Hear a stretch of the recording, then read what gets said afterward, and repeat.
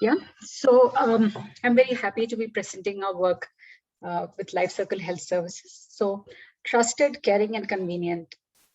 These are the values that we try to imbibe in the services that we provide. We provide home healthcare services for seniors, and this is subscription-based services. And we have two cadres of workers. One is nurses, and the second is nursing assistants or geriatric carers, as we call them.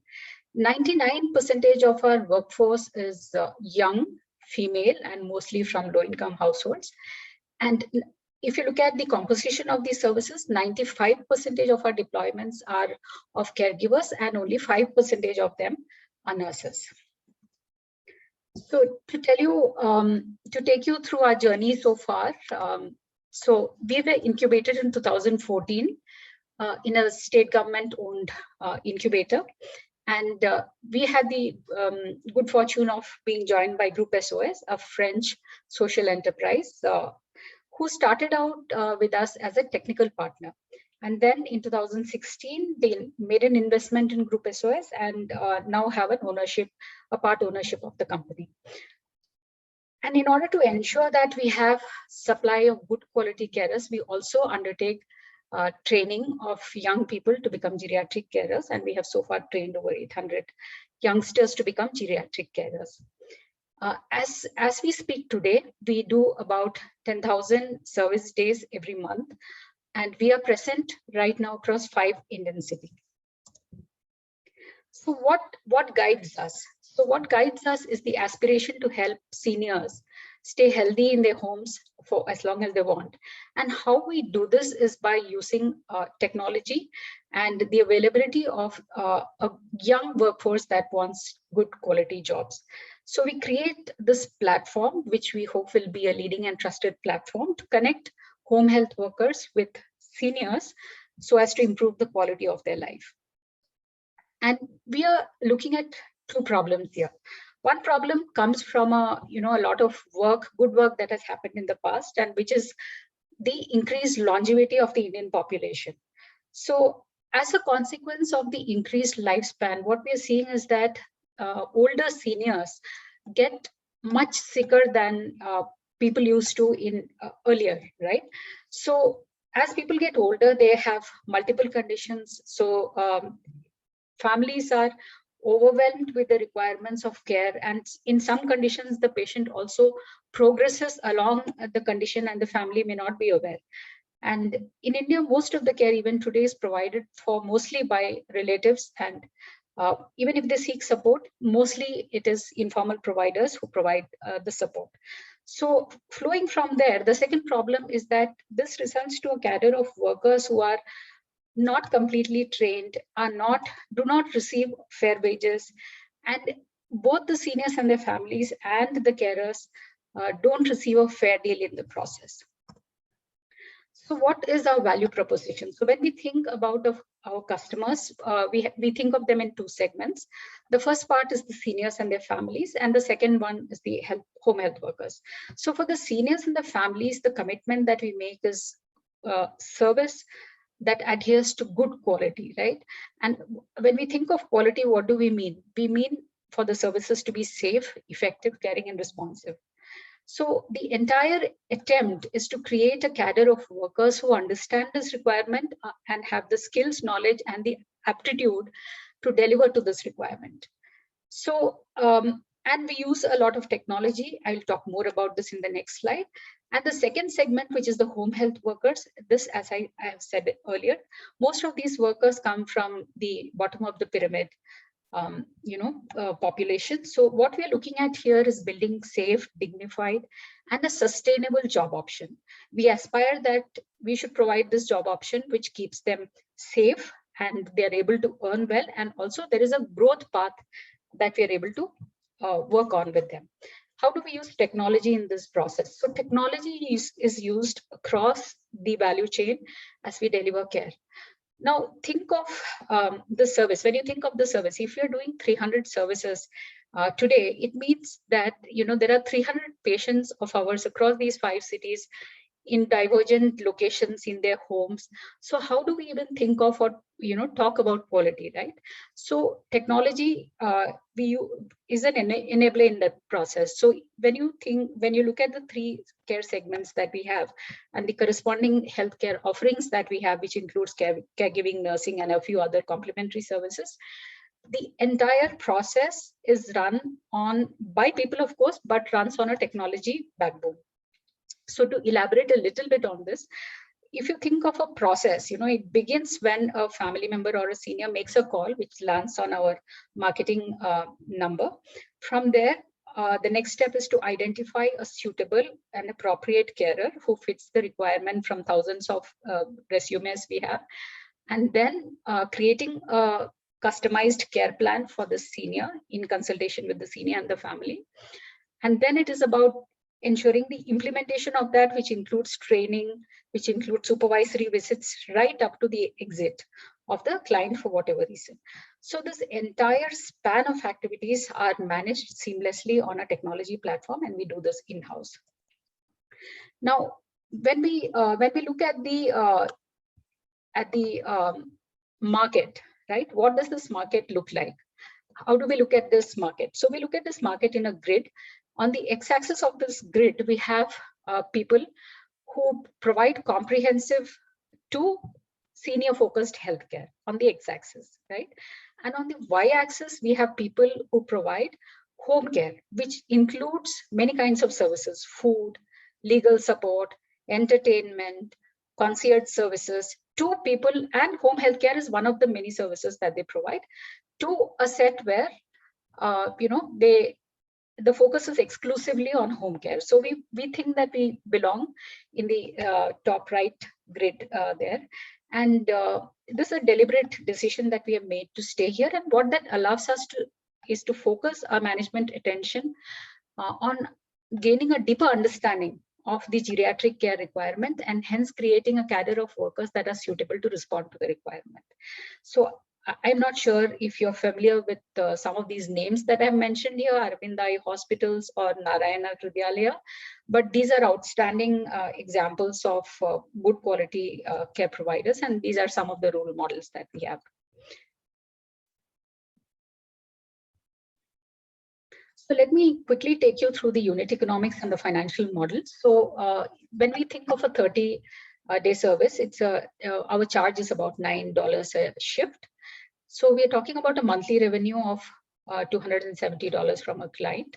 And you will see that $185 or 70% of the revenue goes back to the caregiver as her fee, as her wage.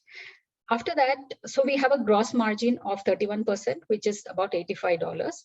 And then we add the indirect costs, which works out about $30. And we have a revenue realization of about $55 a client. At a city level, to run a city office, it costs us about $1,700 a month. So given this calculation, it takes us about 31 clients and 930 service days corresponding to that to break even at a city level, right? And the same thing when you look at the company level, we require 176 clients and a corresponding of 64,000 service days in a year, right? So to take you now through the how we have grown over a period of time since our inception in 2013-14, you will see on the y-axis, we have the number of service days that we have put down there. And you will see that from 13-14 to 16-17, we are almost doubling our business also because of the small base. But as the revenue is increasing, the growth is slowing down. We are growing at about 1.5 times, right? And you also have the number of workers engaged in the x-axis table below, right? Now, when it comes to scale, right? What are we thinking about? So what is our growth aspiration? So our growth aspiration is that we want to grow our revenue 20 times, right? And it's a very ambitious kind of an aspiration we have. And if we grow at the current rate, which is 1.5, 1.6, we will be able to reach only 1/3 of that target within another 5 years. And for us to reach that target within the next 5 years, we need to grow at a rate of 1.8 to 1.9 times every single year on year. So when we sat down to look at what are the different options that we have for scaling this business up and getting close to our target, we thought of 3 different options. And please don't think of these options as being independent of each other. They're very closely connected.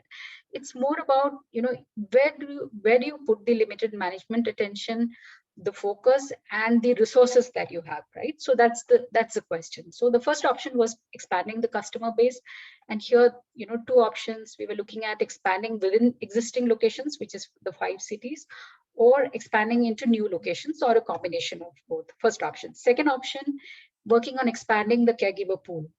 So with this, we could do either by expanding the recruitment partnerships that we have, which means that we hire more people from the market, or the second option is that we intensify our training operations, which means that we will have more control over the supply of caregivers. And the third option is about creating a technology-based platform for reaching many new locations, including smaller locations that we are not able to reach right now. And a second option is where we introduce more services which are complementary in nature. So we expand the basket of services. So these are the options that we have in front of us. And it would be really nice to kind of, hear your thoughts on these options. And I would also request, so that's it about the presentation from me at this moment. So I would request Anant to say a few words or add if I've missed something.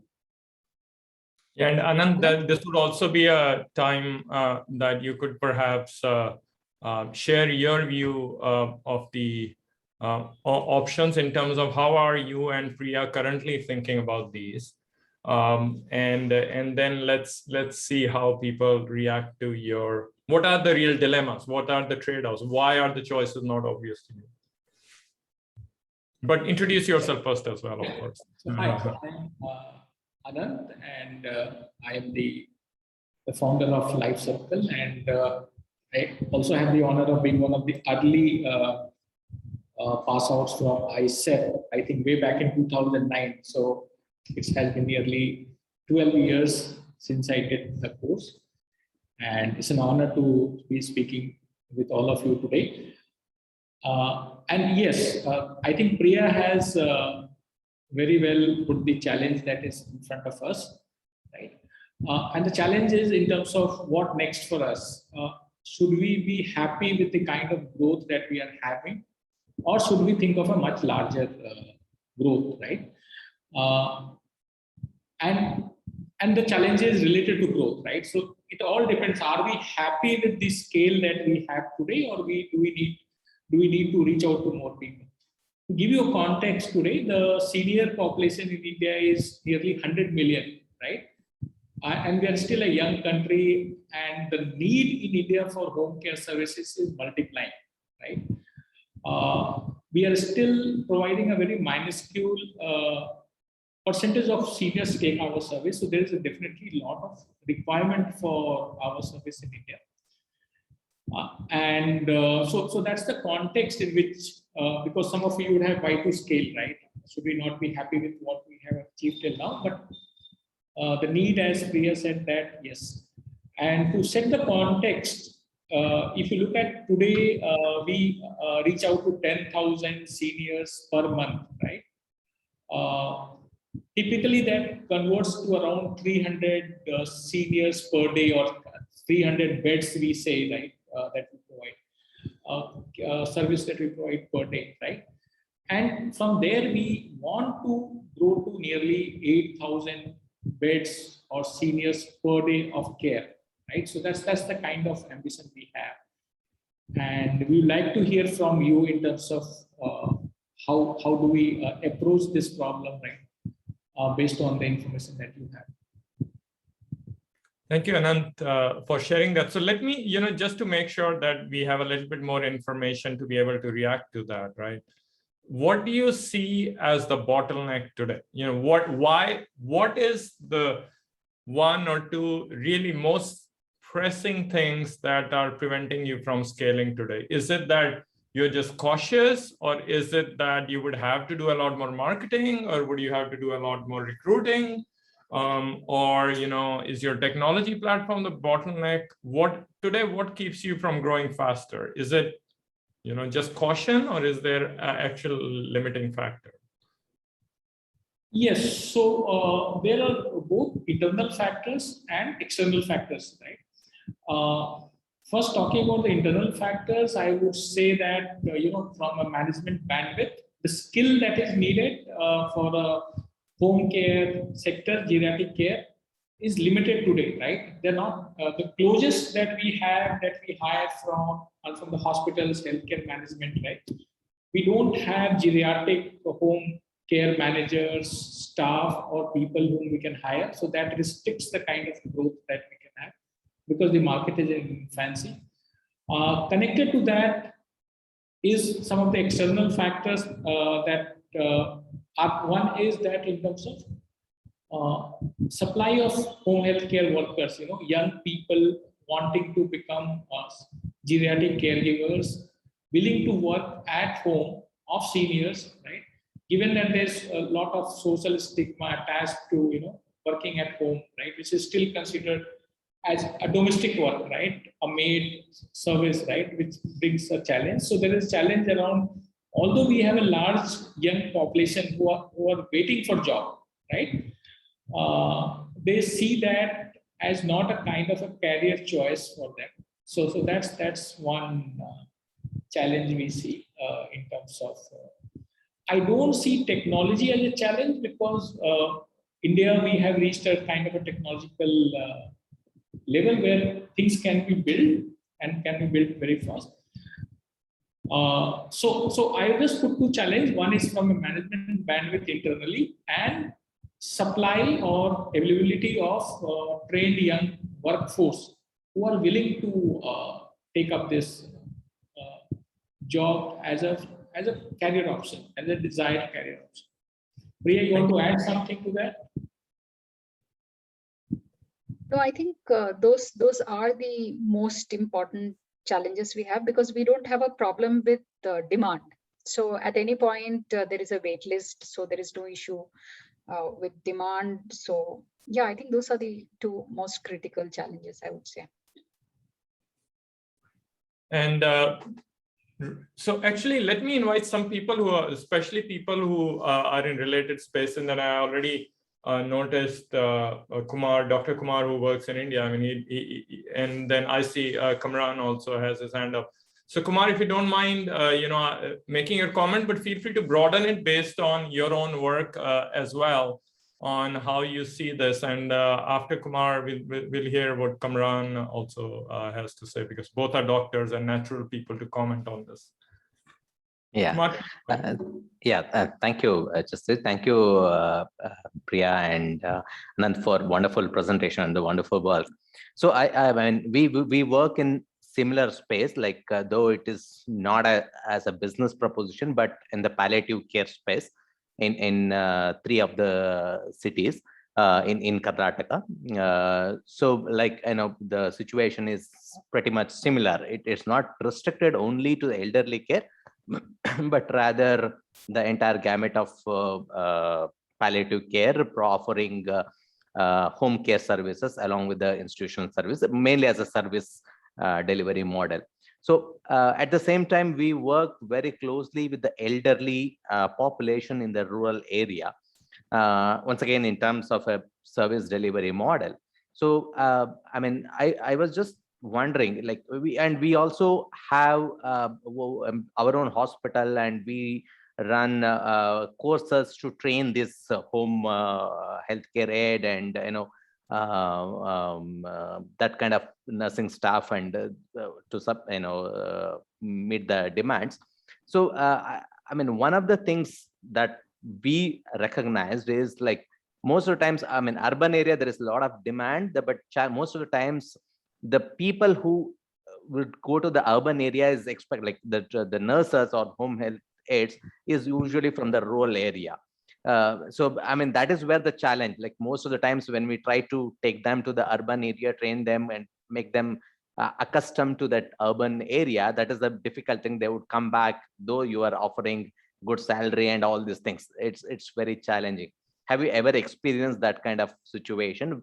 Like, who are the typical trainee resource pool that you would get? Is it from the urban area or in rural area?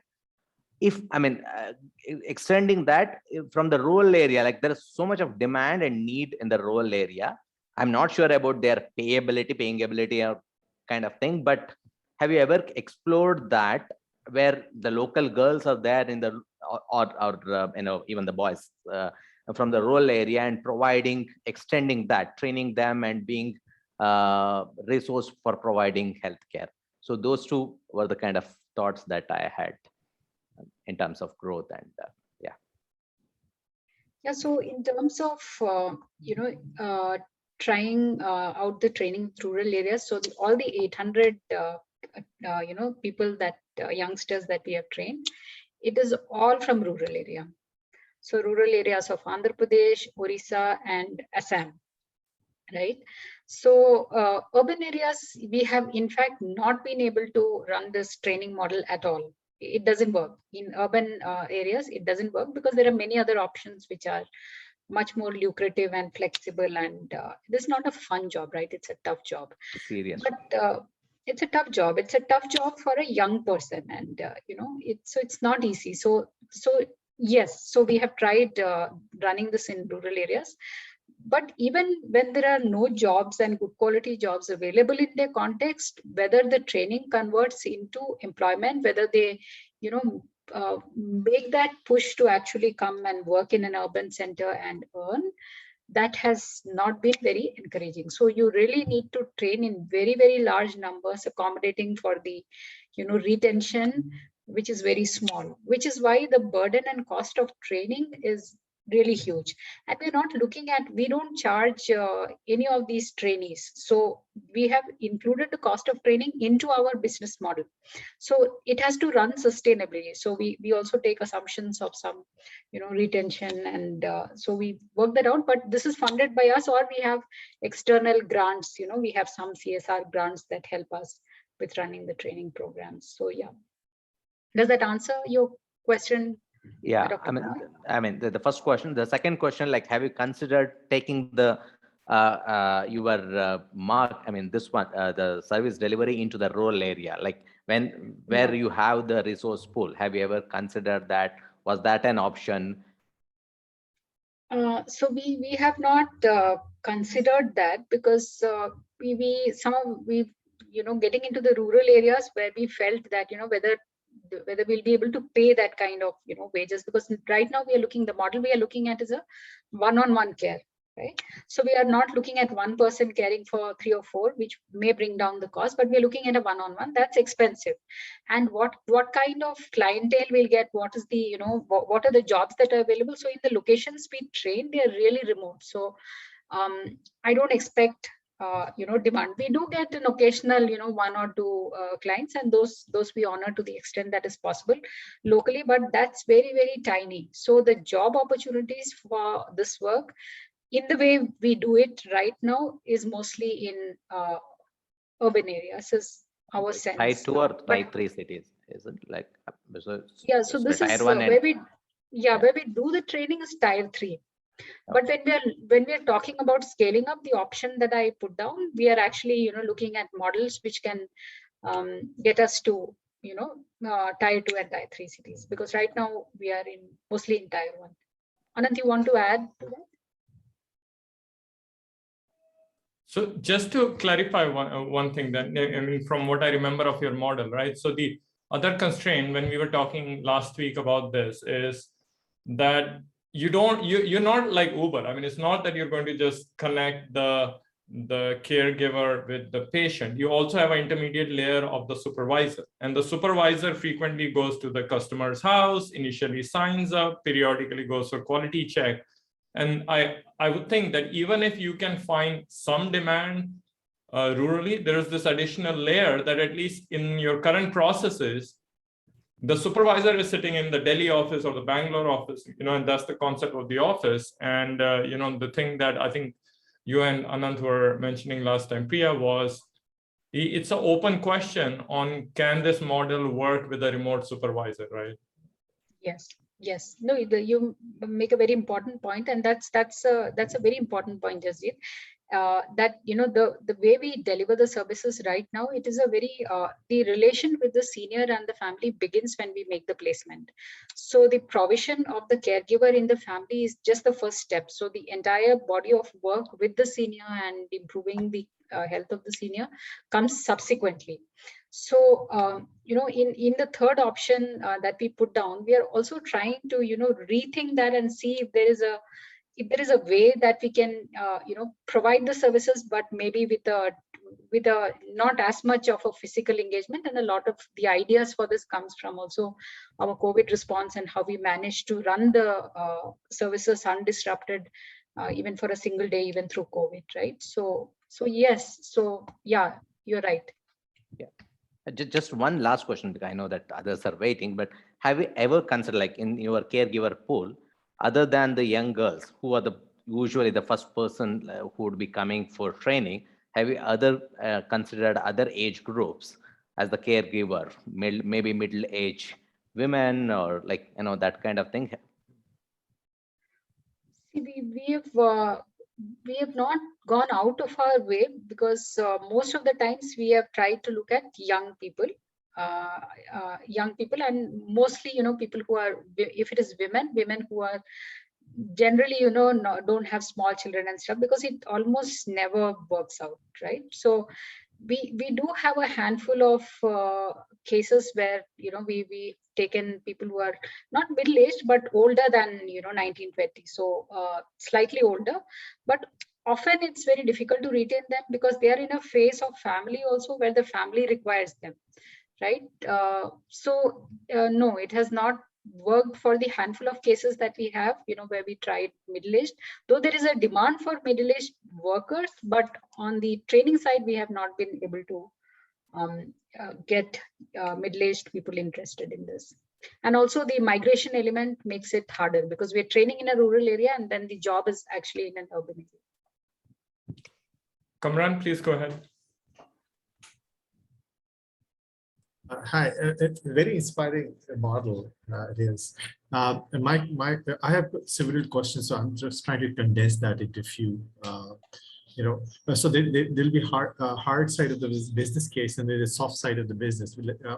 I want to have a comment, and just want to understand your model better on that. How do you measure impact in your case? I understand there is a unit cost of senior served per day.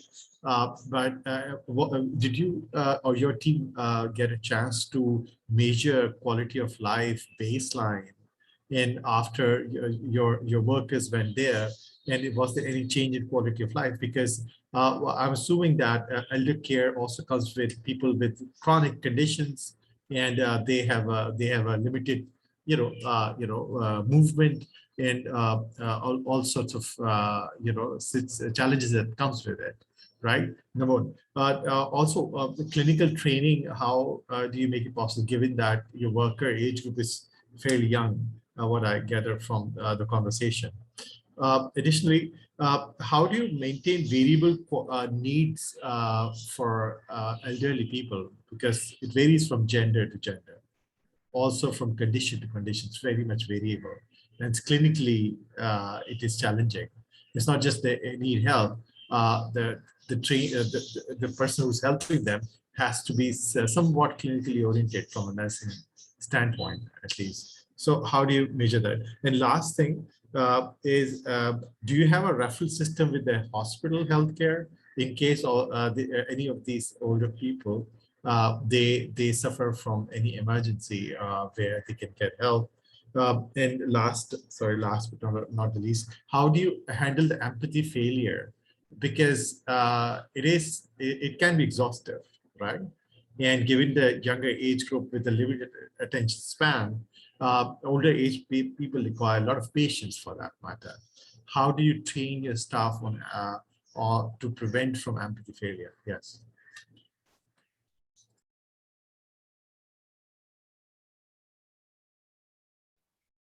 Anant, you want to take those questions?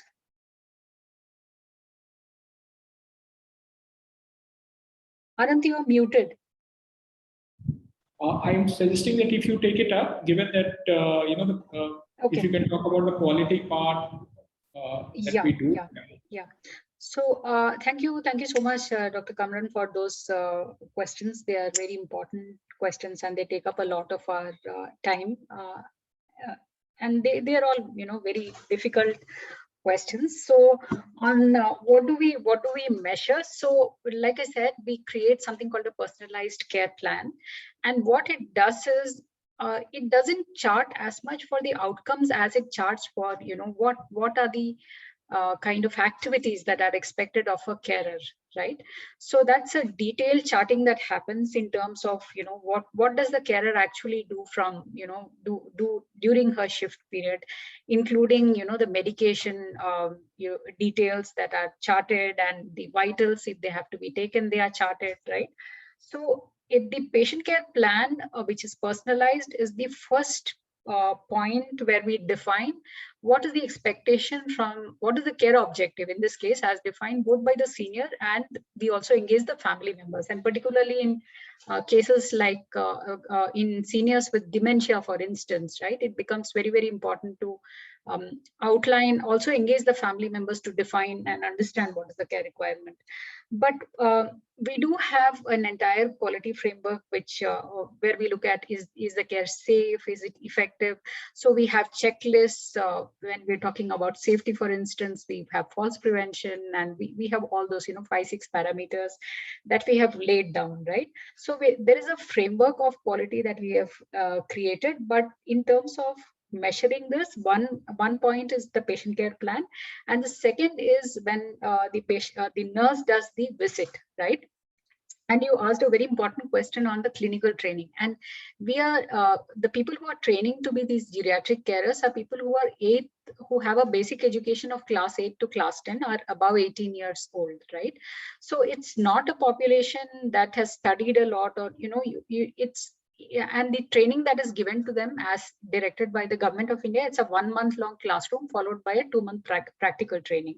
So even for a young person who has undergone this 3 months of training, it is very unrealistic to expect that you put the person there and she will be able to perform. No, it doesn't work like that, which is why the supervisory cadre is very important, because the nurse actually, even before we place them, we get a requirement that pre-placement training is done for the carer to explain to her that these are the conditions. We have videos, condition-wise videos, and there is a one-on-one conversation that is had with the carer before she is placed, she or he is placed, right?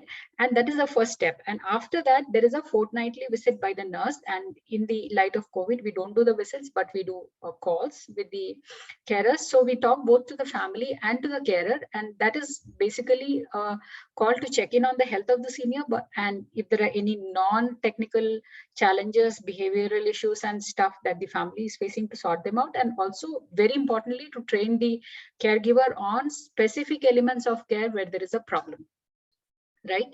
So how do we measure whether we are doing well? So we have user satisfaction.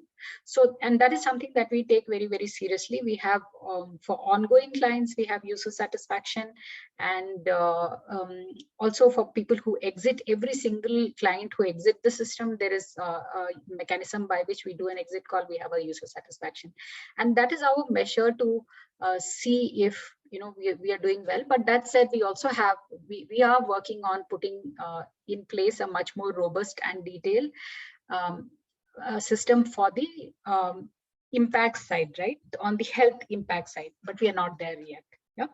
So yeah, I have answered your question on the variable needs. Now, emergency, no, we don't. So what we do is we train the person on what is the emergency. We have an emergency protocol. So what are the emergencies? We train the carers on how to identify emergencies. And if there is an emergency, what is to be done, right? What is the emergency protocol, including, ensuring that she has the important numbers. She has a phone with a SIM, and there is balance on the phone. it boils down to simple stuff like that, right?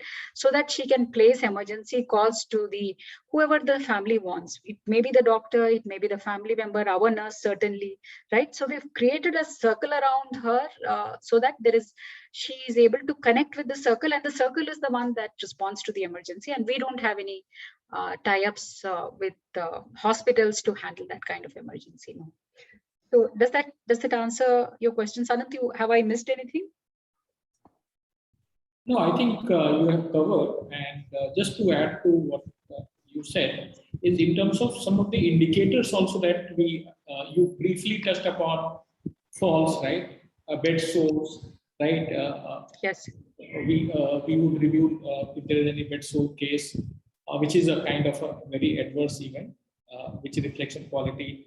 If a senior had a fall during our care, and then we proactively look for things like medication management. So we use medicine data to understand if there is a kind of we have our own protocol to look at if there's a drug-to-drug interaction, if the senior is taking drugs which are contraindicated, right? Or if they have drugs that they're not supposed to take, given that the prescription has expired. So we do a kind of prescription audit as well to look at it.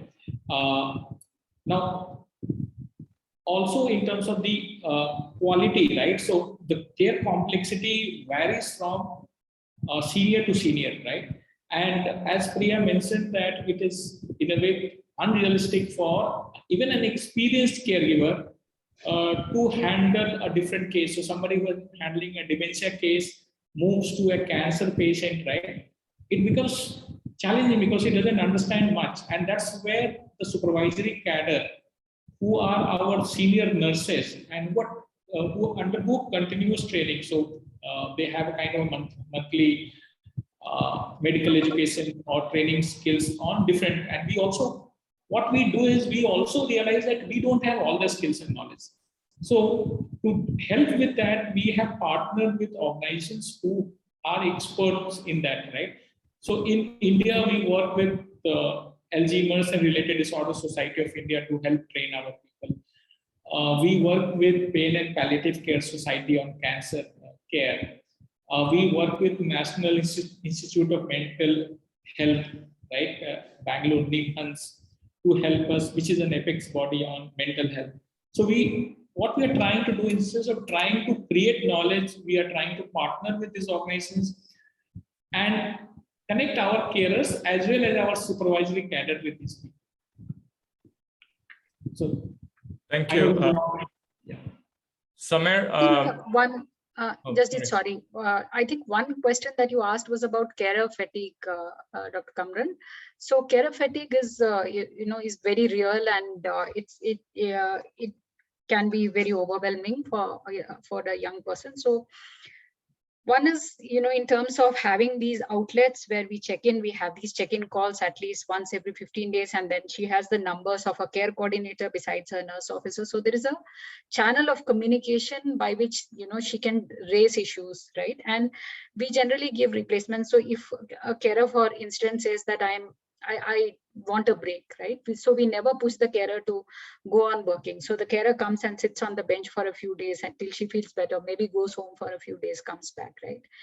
And then I think it is also about equipping the carer to get more confident about what she does. So Anant has already touched upon this. So apex body in India, like NIMHANS, they are actually doing a professional carer training on mental health, right? So which includes the mental health of the senior, but also mental health of the carer. So how do you take care of yourself while you provide care to a senior, right? So that is an aspect that they are also touching on. It's at a very small scale at this moment. We are running one batch with them, but they are doing multiple batches across the country with many organizations. So I think the interventions like that are coming up in the ecosystem in response to this acknowledgement of the requirement for mental health support, both for the seniors and the carers. Yeah. Thank you for those questions, Dr. Kamran. Thank you. Just in the interest of time, so Samir and Melissa, Priya and Anant, can I request you to keep the answers a little short? Sure. I know there's so much detail in there, but I mean, we are a bit tight on time, so I want to make sure people get their questions in. Samir, please go ahead. Yeah, thank you for the presentation. One idea that we tried in Lebanon actually is providing more services. So we work in food, and we realized that we could be good partners to organizations or social enterprises that work with elderly care. So you guys already go to the elderly, send your carers, know their needs. So one of the major needs that we found with elderly are food. So they need food that is healthy. Most of them cannot prepare food, and many of them have dysphagia, which is the problems of swallowing. So we're providing now with 2 organizations mashed food. We call it soft meals. So we mash food. We prepare them in an industrial way with vacuum technology for them to last 3 to 4 days. And these elderly programs are actually taking the food and distributing them so that the elderly or the carer can heat the food for 5 minutes and the food would be ready to eat. So you can be providing this combination of para services to your service. It's a way for scaling, for income generation, for providing more impact. And you need to find the right partner to do that. We designed the program, it's ISO certified, and we're providing it to other partners to implement it. But you need someone or an organization, a food for thought, is that partner with someone to provide para services to your elderly, let's say, clients. So what do you think about that? I think that's a very good thought, and thank you for bringing that up, Samir. So where are you located, Samir? Where do you do this work? We do this in Lebanon, but we're providing also, we're designing everything on standard level. We're ISO certified. For if someone wants to replicate it, we can support them replicate what we're doing in other places. Right. No, I think food is a very big requirement. Here also we come across it, and here the requirement is for the caregiver to cook, and caregivers don't want to cook. So we struggle with it all the time. So thank you so much, and it's a very important kind of point you make.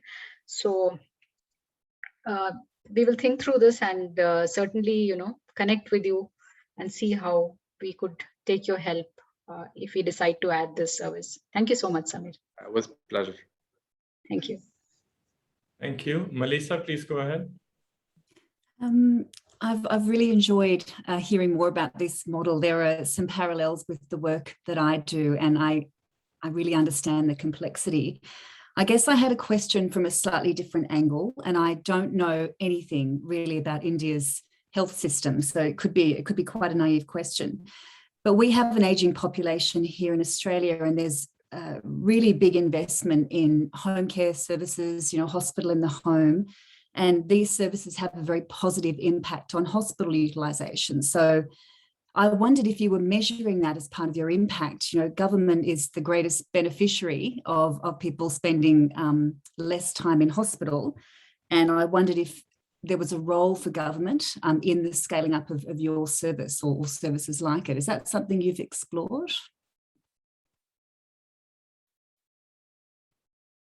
So, Melissa, thank you so much for that question. I think the healthcare system in Australia, does the government also pay for the home care services? No, well, some yes and some no, but they basically are encouraging or finding ways for people to spend less time in a public health or hospital bed through hospital in the home programs. Yeah, I think one of the complexities with the Indian healthcare system is that, the government majority of the people are out of the coverage of government services. So it is only the very poor people who come, who are the focus of services for the government, right? And most of the people, seniors who use our services are people who are middle class and above that, right? So most of the expenses for these are out of pocket expenses. So and private insurance maybe to some extent, but majority of the cost is out of pocket. right? So no. So the short answer to your question is no. So because of the way healthcare is structured in India and how healthcare works for the middle class, who's our clientele, we have not been able to. But maybe if we, manage to get to the bottom of the pyramid with these services at some point, maybe that is the time that we could, reach out to government for support and engagement there. Yeah. Anant, or whether the insurers have a role as well. I'm not sure. Yes. I'm just posing the question. So insurers, so home healthcare still is not covered by majority of the insurers, private insurers. Our coverage of insurance for the Indian population is very, very minuscule, right? So yeah, even where it is covered, where there is somebody has a private health insurance coverage, most of the times home healthcare is not covered as a part of the package. So there is an opportunity there to, I'm sure as we go along, insurance agencies may be the earliest, but we are also, there are changes in the environment where there are quality standards that are coming up. So one of the challenges has been that there has been no quality standards defined for home healthcare. So there's very low entry barrier, right? So anybody can come in and set up home healthcare services, which has been a barrier. So I think with these quality standards coming in, there will be a movement in that direction where costs get covered under private insurance to begin with. Yeah, thank you so much for bringing that thought, Melissa, and good to hear you're working in this space too. And on your comment about India being different, and I think one of the other aspects that hasn't come up yet, but it's probably a very important point, the nature of the impact, right? So the impact is not just about on the elderly person. In the Indian context, very often that person is living in a family. I think more often than not, they're not living alone. So first of all, that's what makes some of the solutions different. But the other is, I think the impact, therefore, is not just on the person, but also on the family, right?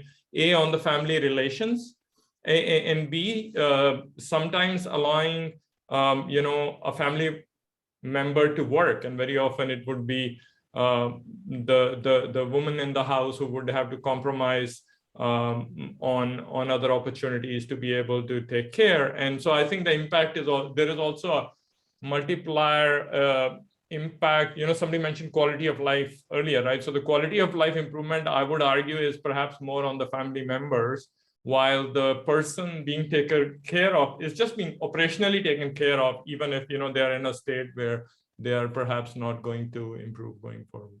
Would that be a fair characterization, Priya? Yes, absolutely, Jasjit. And majority of home care, geriatric care is done by women in Indian context, and I think many places that may be the case.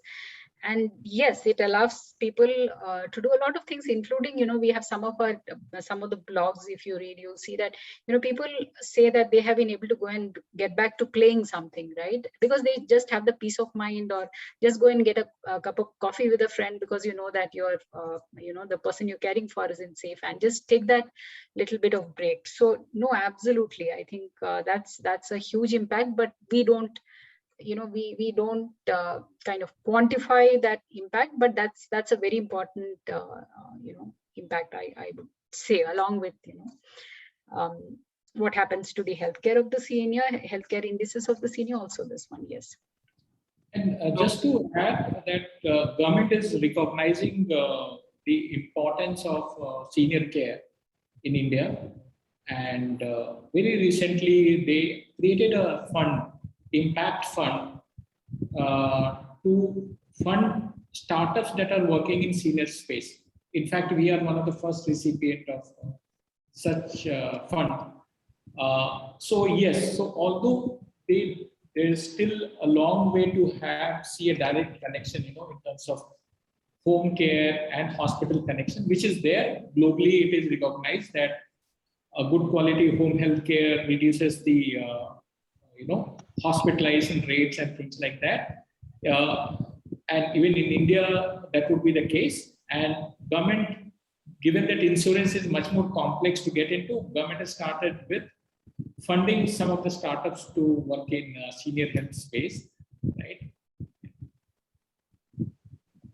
Thank you so much. Can I just suggest, Priya and Anant, if you don't mind, in less than 60 seconds, sort of giving one parting word of wisdom to us, just, as if you give advice to social entrepreneurs based on, you've had a long journey, and Anant, you even more so longer than, because you were with LifeSpring Hospitals earlier. I mean, which, we could talk for another hour, but that would have to be at another time.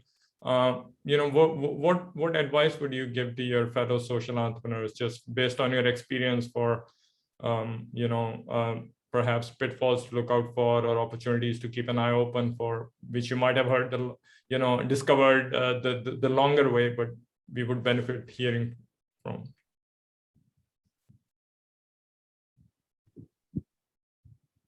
Priya, you can start. Okay, thank you, Anand. So, yeah, I think for me, it would be partnerships.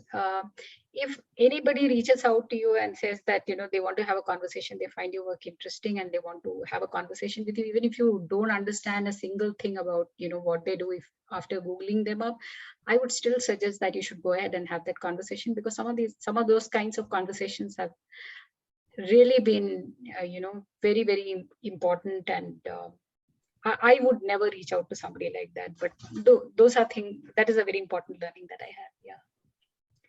Right. Thank you. Anant? Yeah, so many lessons, but since I have only one time for one, that is that to remain mission aligned, right? So always remember why the enterprise was formed in first place, and avoid, getting into many things, trying to do many things, right? And remaining just focused on the core of, or the mission that you set up when you started the organization, right? So that's what I would say, remaining mission aligned. Thank you so much. Really appreciate, all your insights. In addition, we didn't have time, but I see there's a lot of interesting comments in the chat. What I'm going to do, Priya and Anant, if you don't mind, I've taken the liberty already to pass your email address to people in the chat. And also, I'm going to send you a copy of all the comments in the chat. I think some of those are interesting comments that might be also food for thought. And of course, anybody, who has more comments or would like to follow up, please send them an email. Normally, Priya and Anant are always very generous, and especially with the ISEP crowd. So really appreciate that. Thank you so much for making time. We should give them a round of applause that they really deserve. Thank you so much. It was a privilege talking to all of you today, and look forward to receiving these questions and thoughts that you have on the chat, and wish you all the best with your journeys. Thank you. Thank you. Thank you so much for your time, and looking forward to all these suggestions and queries. Bye.